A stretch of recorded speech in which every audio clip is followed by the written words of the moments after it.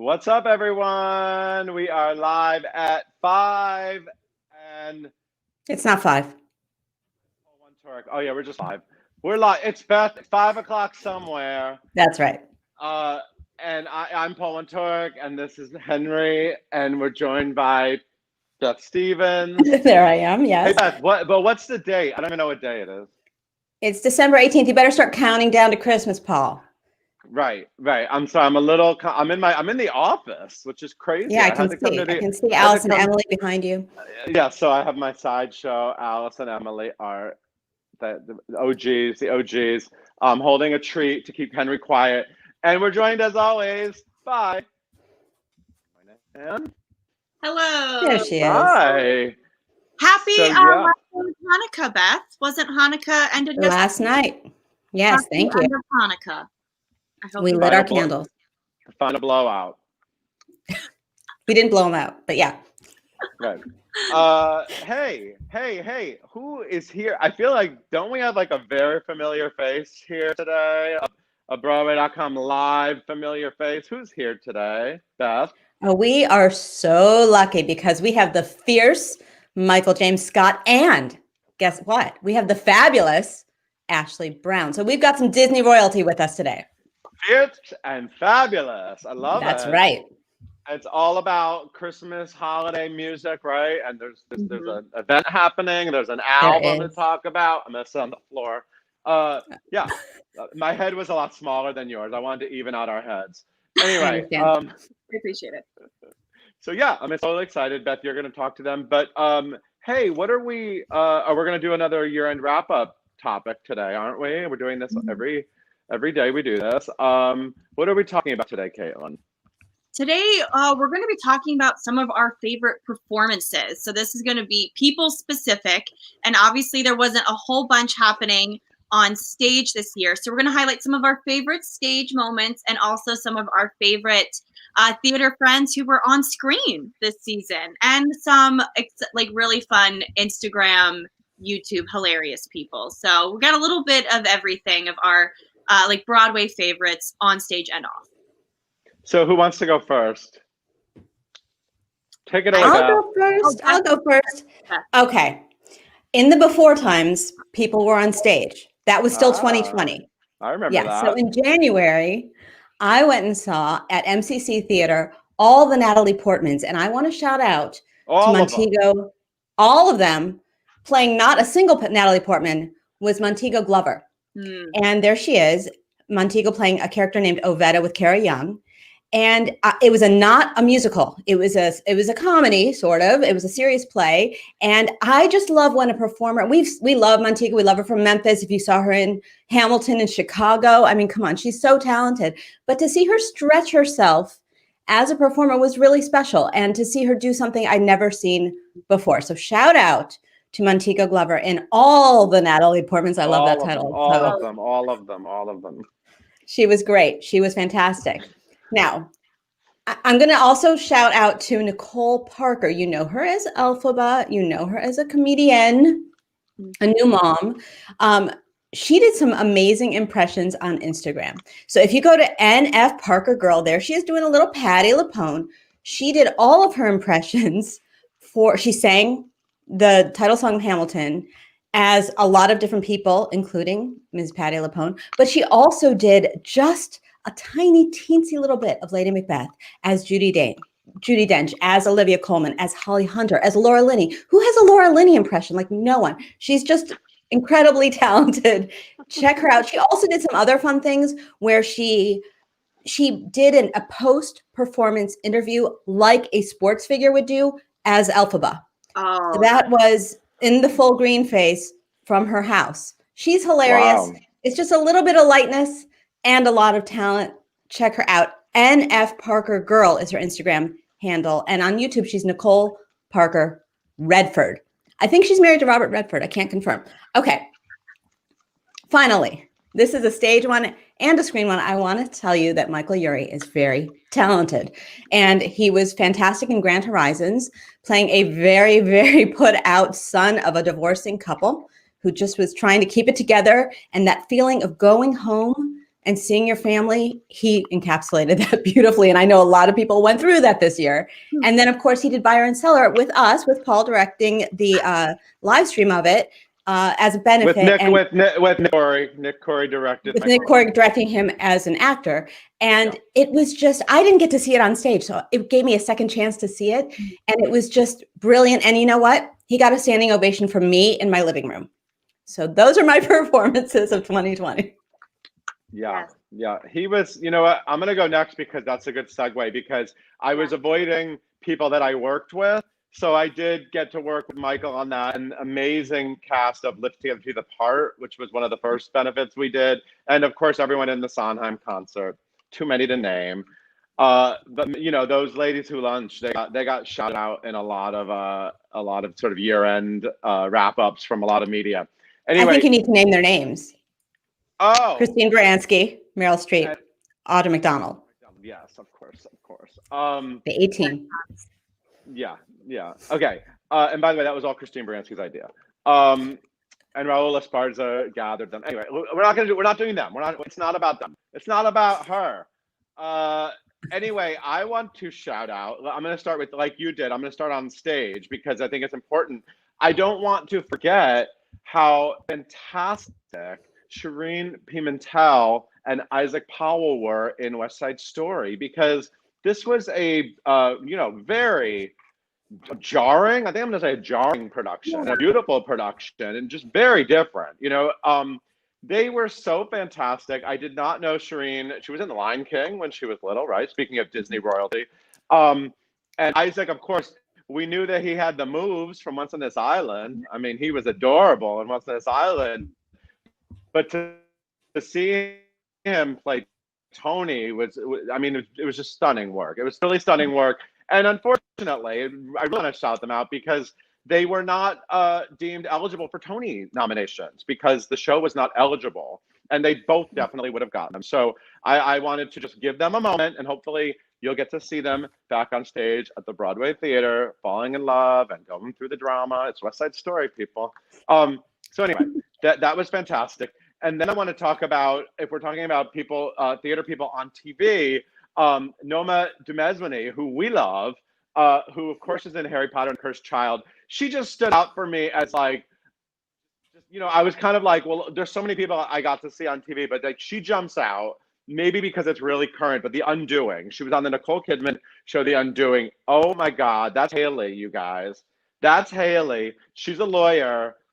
And it was just such a beautiful performance. There was so much going on underneath her, and she was dealing with Hugh Grant and Nicole Kidman, who were a lot. I know their characters have names, but they were basically Hugh Grant and Nicole Kidman. And she just had this moment with Hugh Grant in the courtroom in the final episode that killed me. And she's getting a lot of attention for it. And it's her first, she was in, speaking of Disney again, she was in Mary Poppins Returns. Oh, yes. She was in the movie. She had like a brief moment. This was sort of her first big introduction to American audiences. So, theater, non-theater audiences. So I wanted to shout her out. She's fantastic. And then I also want to say, right when COVID first happened, I don't know when he actually started it, but Todd Buenopane, who is a fantastic stage and TV actor, this is him in his bathtub, you guys. So he started doing this thing called Bathtub Theater. We're Facebook friends. So I first saw it on Facebook, and the videos start with him opening his shower curtain, and he just sings. And he's done dramatic scenes. He's done comedic songs. He's done 11 o'clock numbers. He's been Mama Rose. He's been Annie. He was nailing it with these performances. I love them so much. He did, I don't know what the final, I know there's over 100 of them. There's a lot of them. A lot of them are on YouTube. He was on Broadway in Spelling Bee and Chicago and Grease and Cinderella, and he was on 30 Rock and Unbreakable Kimmy Schmidt on TV. He's a really funny guy, but and I know he was just trying to entertain people and just trying to be creative, but he also made me want to see him in like every show. So Todd, thank you for the joy in my Facebook feed. It was really beautiful to see, and just a great example of people being creative during these. Can you hear me? Oh my God. Oh, I'm done. That's it. We have Caitlin. I It's will a wrap follow. on mine. I'll follow your guys' lead and also talk about a stage performance first. And when I think back of the shows I was able to see this year, I can't stop thinking about Mare Winningham and Girl from the North Country. I think she just gave such an emotional, nuanced, wonderfully quiet performance in that show. I think there's a lot happening. There's a lot of characters we care about. There's a lot of excellent Bob Dylan songs being sung. But every time Mare stepped on stage, she just commanded it. She had my attention and everything she said. And I think she really was one of the hearts of the show. She really makes you she really pulls on your emotional heartstrings, I think. So she is incredible. And now, can we also just say another show that was not eligible for Tony nominations? Mm-hmm. Yeah. So, yeah. Yeah, it opened. It was the last opening night, actually, like the week of the shutdown. So just want to give her a shout out. Was incredible. Looking forward to being able to see that on stage again. And I'm going to preface this by saying I am a scaredy cat. I don't do scary shows. But let me tell you, John Briones and Ratchet was just. Oh, there you go. Great. He was great. Was excellent. I don't like scary things at all in Ratchet, and Ryan Murphy just scares me, everything about it. But John kept me in. He drew me in. I loved his performance. It was just wonderful to see him in action. He was my first engineer, obviously. When I got to see him on Broadway. But yeah, I loved it. I love seeing Broadway stars just shine on screen. Ryan Murphy often likes to pluck from the theater scene. So happy to see him on stage. And I thought it was a beautiful, wonderful performance from him. And Paul, you said you wouldn't give any shout outs to shows that you worked on, but I am going to, because I'm going to give. Okay. I think about Take Me to the World, and it makes me want to cry just thinking about all the wonderful performances, but especially Raul Esparza. His rendition, his truly 11 o'clock number, which did happen around 11 o'clock at night, of Take Me to the World is just incredible. I think I listened to it on loop for the week following, and the emotion he has, just him in a room singing this song, it is just absolutely stunning and beautiful, and everyone should go. If you haven't watched all Take Me to the World, go watch all 2.5 hours. It's worth it. And then just watch Raul's. But yeah, stunning, beautiful. I mean, every single person in that show, but Raul Esparza's Take Me to the World. And I just thanked him over text the other day, but I'm going to say it out loud. He brought the idea of that concert to me, and so that it all came from Raul. And I remember when we were putting it together, people were debating song choices, and a bunch of different people said, "Can I do Take Me to the World?" And I was like, "Raul, you're doing the title song. Yeah, it's yours. You're doing it." But he was very "I'll do anything. I'll do whatever." And I was like, "No. You're doing Take Me to the World." He can do everything. That's the thing. Yeah, he's fine. I'm glad he did this one though. It's beautiful. Yeah, he's fantastic. Okay, well that was great. Yeah. We have some Disney legends here, so I'm out. I have nothing more to offer. I hope you guys have a great weekend. Caitlin, why don't you properly introduce them? Gladly. Oh, you guys get my full setup. Look at my Christmas tree. Okay, you guys, today with us, as we said before, Broadway royalty, Disney on Broadway royalty, but Michael James Scott and Ashley Brown, they are doing an in-person concert in Florida tomorrow. It's socially distanced. The setup is incredible. It's making sure everybody is safe, and you get to hear these two belt their voices out live. So we're going to be talking to them all about that. Of course, you guys know Michael James Scott. He's helped us out a bunch earlier this year. He was one of our co-hosts for Live at 5. He's the genie on Broadway, y'all. That's how you know him. He's also been in a million other things that if I mentioned them all, we'd be here for 10 more minutes. And guys, Ashley Brown, our original Mary Poppins, forever in my heart. I love her. She was in Beauty and the Beast as well as Belle. And I'm so excited to have them both here. So you guys can leave all of your questions in the comments below. And please welcome Michael, Ashley, and Beth. Hello. I can't stand it. You two are home for Christmas. We are. Wait, let's get our setup to make sure we Get yourselves getting nice and close. Oh, do I need to? So you can be in. There we go. Oh, we have to pretend we like each other? Awkward. It's acting, Ashley. You can do it. You can Right. do it. Gotta hone Okay, so in. you guys are not just old Disney pals. You're old friends from way, way before you were Broadway superstars, I think. Confirm or deny. We met at the Broadway Theater Project when we were 15, so like last year. Abby. Yes. Which is crazy because I know. We actually we were texting the other day in the passing of the legendary Anne Ranking. It was Anne Ranking's camp, this Broadway Theater Project. This was her baby, really, for all these young artists in this country. It was actually international camp, but she's the one that brought us together, and like in terms, these young artists, and so it was kind of it really hit home just because it brought me back to like.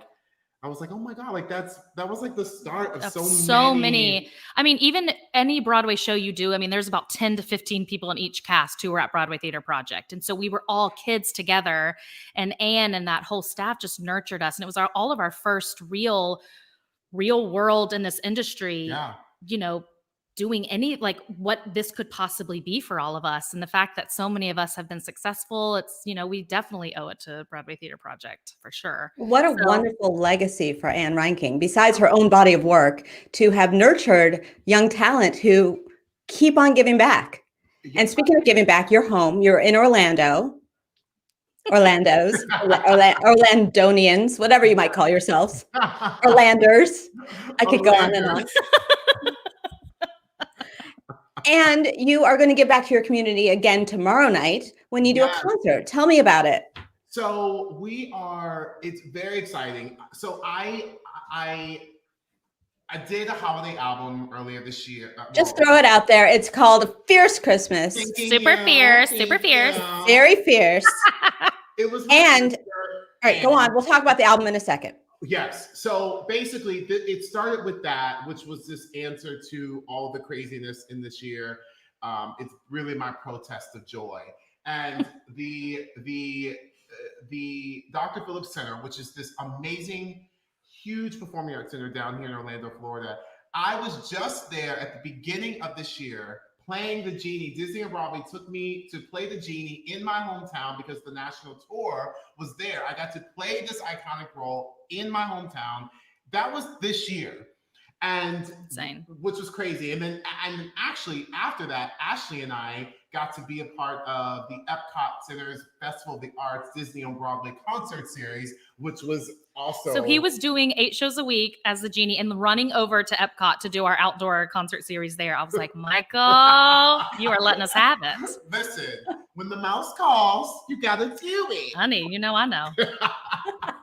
So then obviously the pandemic happened, and the Dr. Phillips Center, the president, CEO, Catherine Ramsberger, gave me a call in October, and she told me about this outdoor festival that they're doing. They have this gorgeous lawn beautiful in the front that is unbelievable, and they created this outdoor theater.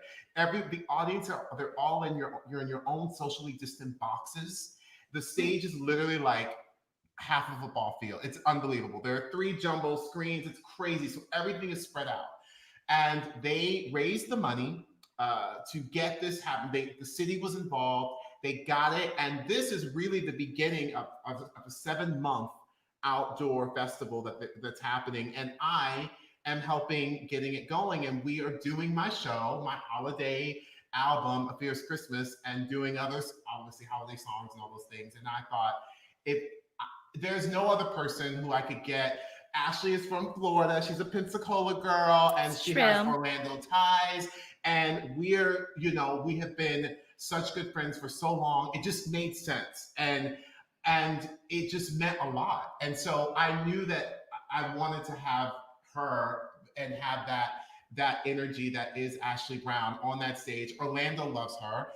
and it just made sense. And that's where we are. That's how this all came about. And it's crazy too, because the timing of it, when he called, he was like, hear me out and whatever. I was like, what are the chances that I'm already in Florida with my family? Because we still have our house in Jersey, but with 2020, we decided to go down to Florida with my daughter and my husband and all my family is there in Pensacola and Gulf Breeze.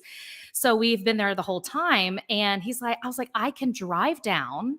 I can test. So I didn't have to get on an airplane. Like there wasn't we could keep it really safe. I tested when I got here. I'm negative, obviously. So I was just like, oh my gosh, of course, because I have not been on a stage like most artists since March, since we did Epcot. And I think that's the longest I've gone without performing since I was born.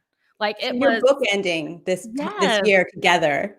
And so I was like, of course. I'm like, tell me when to be there. And so my sister's here with me and we just drove, took the drive. And it's just, I'm super, super excited to be on a stage again. I feel like I might be a little emotional. I know. Me too. But I'm going to try and reel it in. We're doing it. We're doing a duet, obviously. And then Ashley will be giving you fierceness, obviously. But we're doing this song.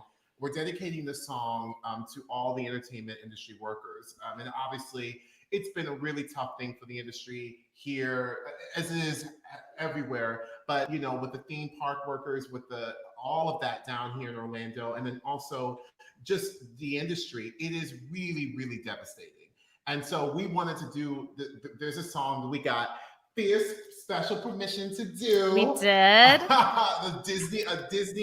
A Disney song, which is so exciting, and they granted us permission to be able to get to do this special. Okay, don't tell us, but give us a hint.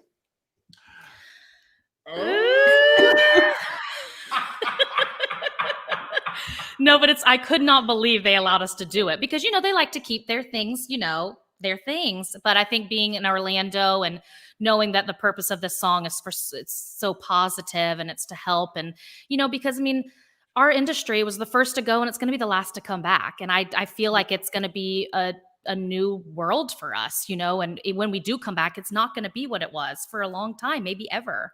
And I think what's been so inspiring about the Dr. Phillips Center is watching them raise the money and putting this theater and this outdoor space as such a high priority because we all need the arts and we need, we're always asked to adapt. And that's what I love about our industry and about performers and about people who are passionate about what we do is we find a way. We will find a way to get back on stage. We will do it safe. We will play it by the rules and we will, bring music back. And I think that's what the Dr. Phillips Center has done so well is they made it a priority. And I hope other cities start to do the same. So we all have outlets to do what we do to bring music and to bring joy and hope in a safe environment because, no one's keeping us down for long. Come on now. Now, speaking of pivoting, the king of pivoting is Michael James Scott, because you've never put out an album before, unless I'm mistaken. And suddenly we have A Fierce Christmas. And this album, you have to listen. This is just joy.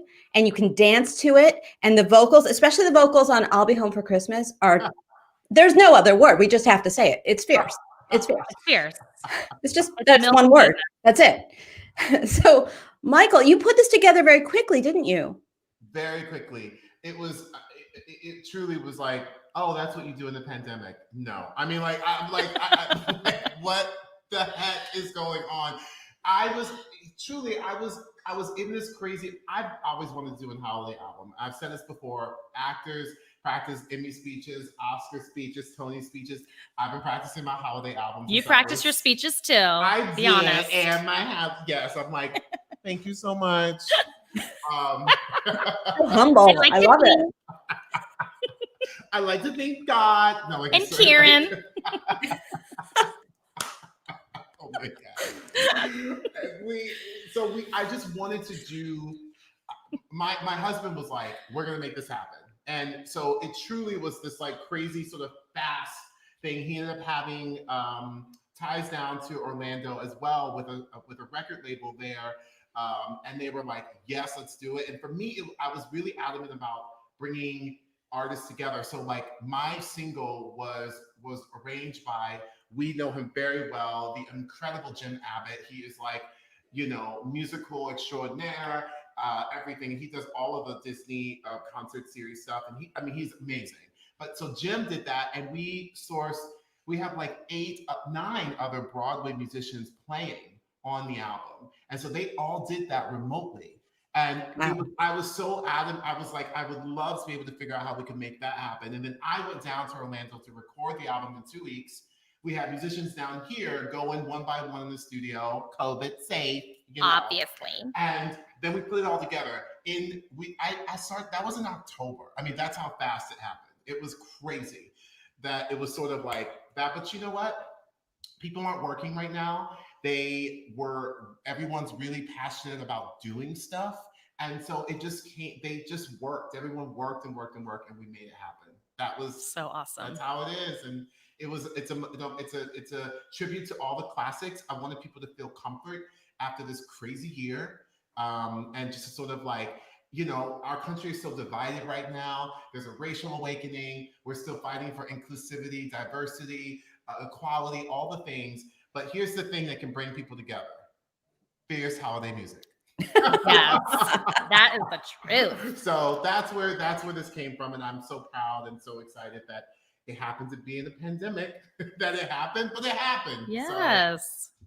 And you get to see your old bestie, which I love. I know. I know. We haven't seen each other like since like March. Epcot. Like we were like, let it go.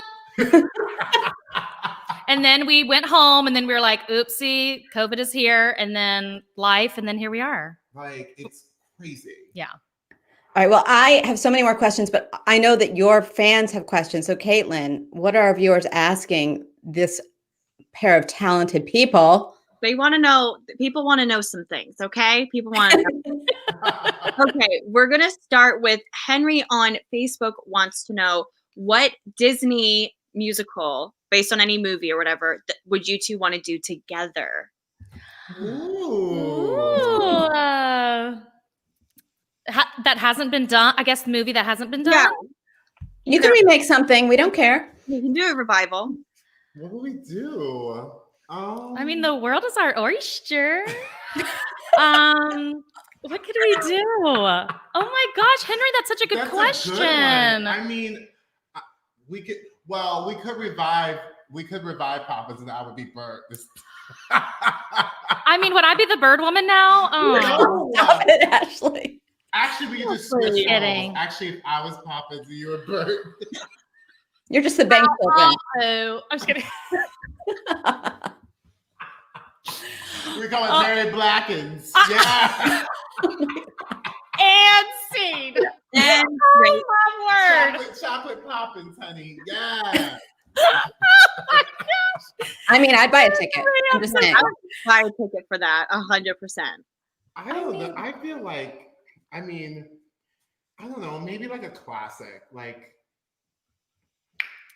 we could I feel like Cinderella. I feel so bad that we don't know. I know. I'm like, I don't even know. You know what? Princess and the Frog.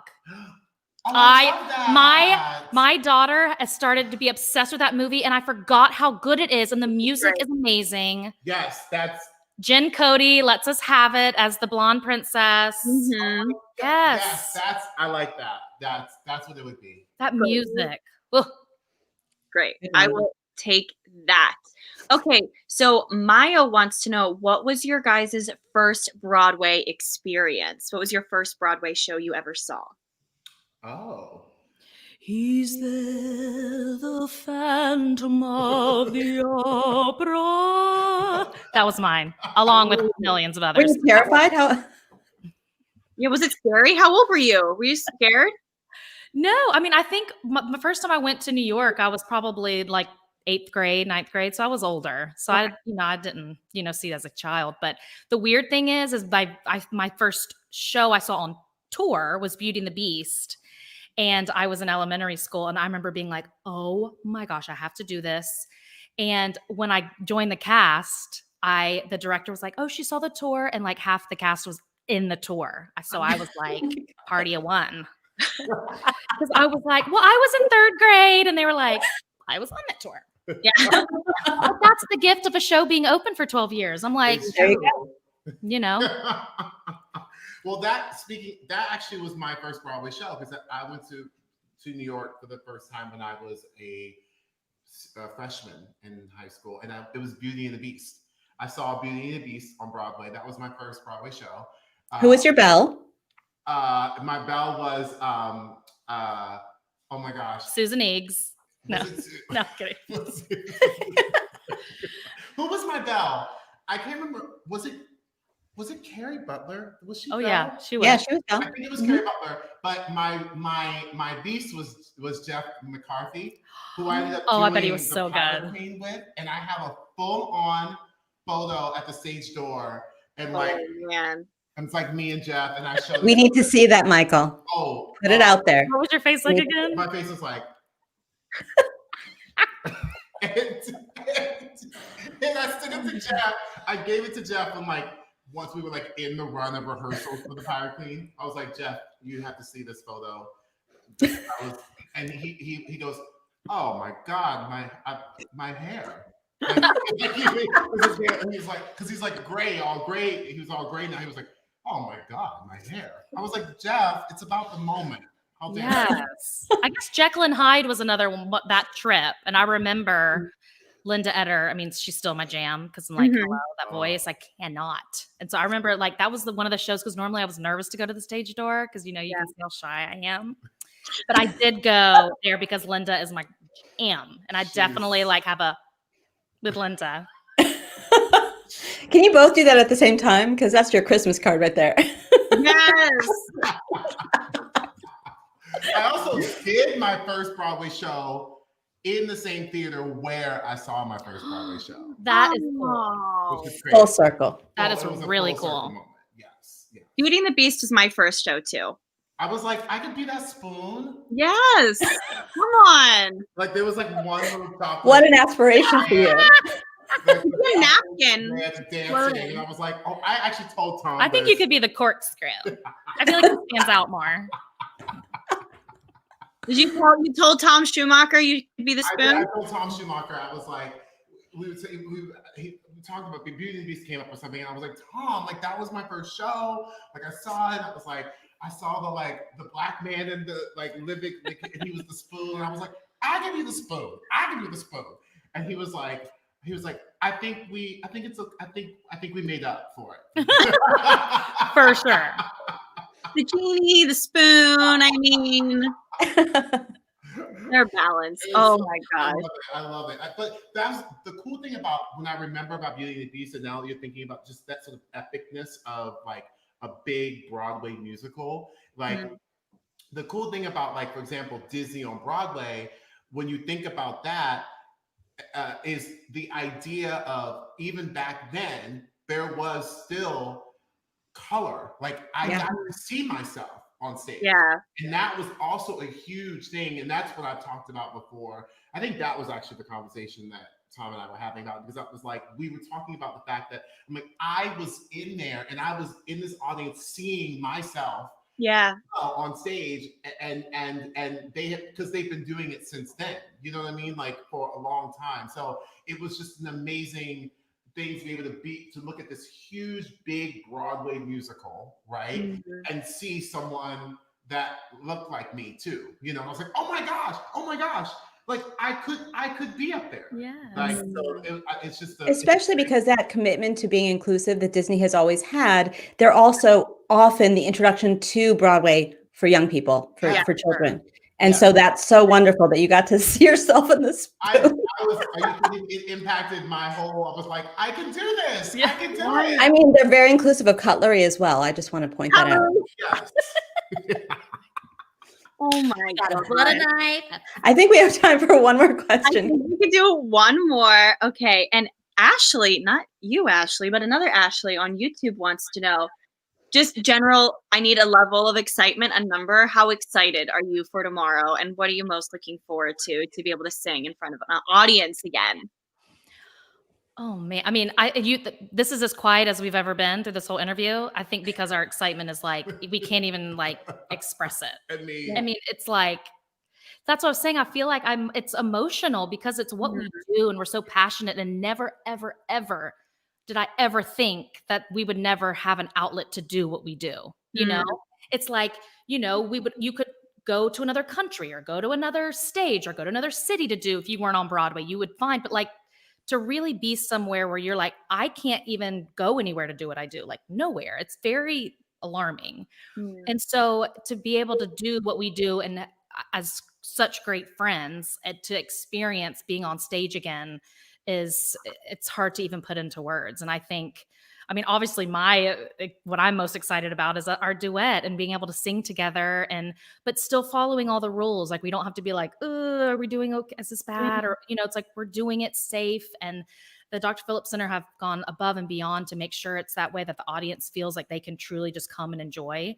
And I think that's what I'm most looking forward to is just like being with musicians and artists and one of my best friends on a stage, doing what we love and what we were born to do. And, you know, doing what we dreamed about when we were 15, being like, one day we're going to be on Broadway and we're going to share the stage and, you know, and here we are. And it's one of those moments where I feel like we'll always remember tomorrow night because it's going to be our first, you know, it's thing. Historic in terms of what what they've been able to do. And I mean, Ashley said it best. Like, it's just so emotional. And it's, you know, the word unprecedented has been used so much this year, but we never dreamt that we would not be able to get to do what we do. Like, it's just so weird that we wouldn't be able to have some sort of outlet to be able to do it. So I'm looking forward to, you know, obviously it's very emotional to think about coming home and doing this as a part of this community that has really, like, they really care about the arts. And I am the product of that. I'm a product of a community that really cares about the arts, truly. And I am so thankful. So to be able to get to do that in this time, in this moment of this year where we are truly in like just a historic spot for ourselves, socially, economically, everything that we can like for the evening, just sort of like get away the mist of the craziness and just sort of like think about joy and spreading joy. Because we're doing it in Orlando, but I said this to the company when we had a rehearsal. I said, you know, think about the idea of spreading joy to the world. Think about spreading it out. It's like we get to be downtown Orlando in this huge open center. Think about just opening your arms and expanding joy to everyone. That's how much we need to like go. That's what we've all been building up for this whole year to not be able to do it. So that for me, I'm just excited to stand on a stage, like open my arms, like belt. Straight tone. Yes. A vibrato moment and out. So that's what I'm so excited. I can't. I love it. It's like the genie has a wish for us. That's how I think of it. And are you going to be wearing these Christmassy colors? Give me a little fashion, then we're going to go. Oh, I mean, I know there's going to be something. You two, I mean, never disappoint ever. Well, just know that there are full on. I think I have four costume changes. If you could see our text thread when I asked him what he's wearing, I did not know such a loaded answer. But it is incredible. So I was like, so should I wear black? Or do I also bring my sparkles? So obviously I brought my sparkles. I have an incredible stylist who's been incredible. And literally this community, we have sourced some ridiculous pieces as well too here, which is really fun. That I will just say there may be a fur coat involved. Oh man. As Orlando always calls for it. Yeah, right. When I think of Orlando, I think of fur coat. Fur coat. Well, it might be below 70, so you got to be prepared. You do? Where's my scarf? Well, both of you, thank you so much. Have a wonderful Christmas. Everyone has to listen to Michael James Scott's new album. Yes. Also, Ashley has a holiday album as well. I do. Tell us us about it, Ashley. It's called The Secret of Christmas, and it is online. And honey, you will hear my secret. Oh. Yes, I actually put it out last year because I did my solo show at Carnegie Hall last December. How crazy.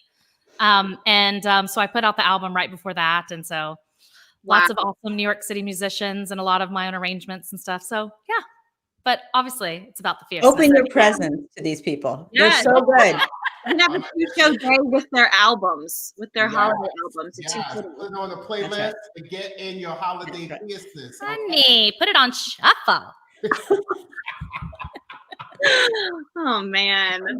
Oh my God. I just want to hang out with you guys all day. Thank you for joining us. Have a wonderful time. Tomorrow you will both be home for Christmas. Yes. We will. Happy holidays to all of you, to you two, and to all of the viewers, all of you all. I know it's a tough time and it has been, but just, stay safe, focus on the light. There is hope.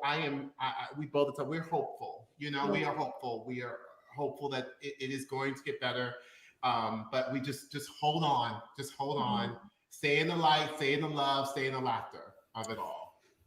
Okay, Caitlin and I are going to go cry now. I know, I'm like a little verklempt. Thank you guys. Caitlin, will you take us on out? Thank you guys. While I dry my tears. Thank you guys so much for tuning in for a very fun and festive and fierce live episode today with the lovely Michael James Scott and Ashley Brown. You guys have a wonderful weekend. Stay safe. Wear your mask if you go outside, and we'll see you on Monday.